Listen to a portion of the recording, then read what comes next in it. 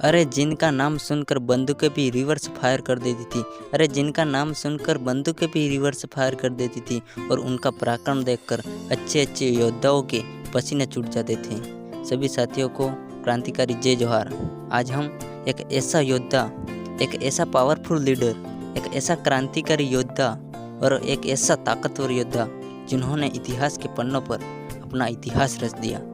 आज हम राणा पुंजा भील के इतिहास के बारे में जानेंगे। राणा पुंजा भील का जन्म 16वीं शताब्दी के दौरान राजस्थान के मीरपुर स्थान पर हुआ था। राणा पुंजा भील के पिता का नाम दुदाजी, माता कोहरीबाई। कहते हैं कि राणा पुंजा को बहुत ही कम उम्र में गांव का मुखिया बना दिया था, क्योंकि राणा पुंजा भील बचपन से ही बहुत बहादुर और पराक्रमी थे।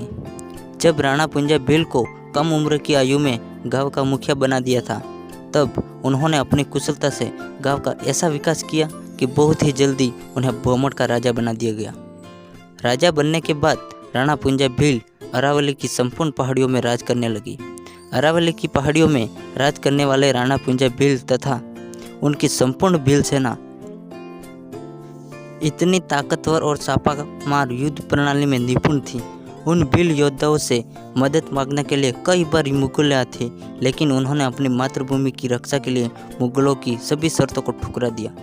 जब राणा पुंजा भील भोमट क्षेत्र के राजा थे, जो अरावली पर्वतों के जंगलों में निवास किया करते थे, इन भील सेनाओं का सामना कोई नहीं कर पाता था, क्योंकि यह छापामार युद्ध प्रणाली में निपुण थे। इस युद्ध प्रणाली से महाराणा प्रताप का साथ देकर राणा पुंजा भील ने मुगलों की सेना के नाक में दम कर रखा था। बता दें कि राणा पुंजा भील की सेना इतनी खतरनाक थी कि उनके जंगली इलाकों में कोई भी दुश्मन पैर तक नहीं रख सकता था।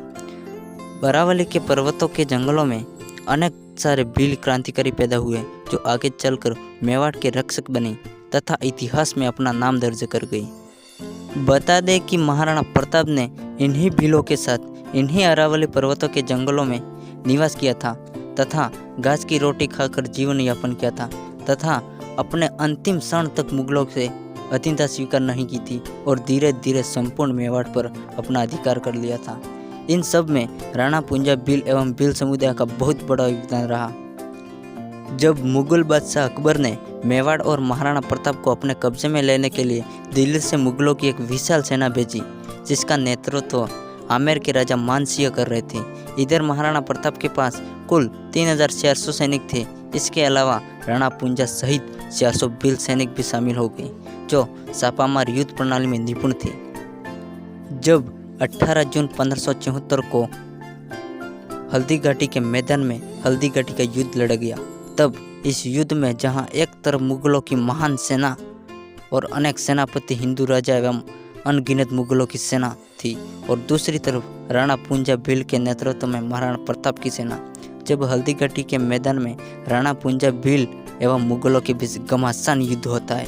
इस युद्ध में भील समुदाय के सैनिकों ने पुंजा भील के नेतृत्व में ऐसा पराक्रम दिखाया कि मुगलों की सेना में भगदड़ मच गई। जब राणा पुंजा की सेना ने तीर की नोक पर जहर लगाकर तीर छोड़ने प्रारंभ किए, जिससे मुगलों की सेना को डर लगने शुरू हो गई और राणा पुंजा के नेतृत्व में अकबर को झुकना पड़ा। मुगलों और मेवाड़ के बीच लड़े गए हल्दी घाटी के युद्ध में महाराणा प्रताप का मेवाड़ की तरफ से साथ देने वाले राणा पुंजा भील का पराक्रम अद्भुत था। महाराणा प्रताप सेनापति राणा पुंजा भील एवं उनके साथियों से काफ़ी खुश हुए, इसलिए उन्हें पुंजा भील को राणा की उपाधि दी। हल्दी घाटी के युद्ध के पश्चात महाराणा प्रताप ने मेवाड़ के राज चिन्ह पर एक तरफ महाराणा प्रताप तथा दूसरी तरफ राणा पुंजा भील सैनिक की आकृति चिन्हित करवाई।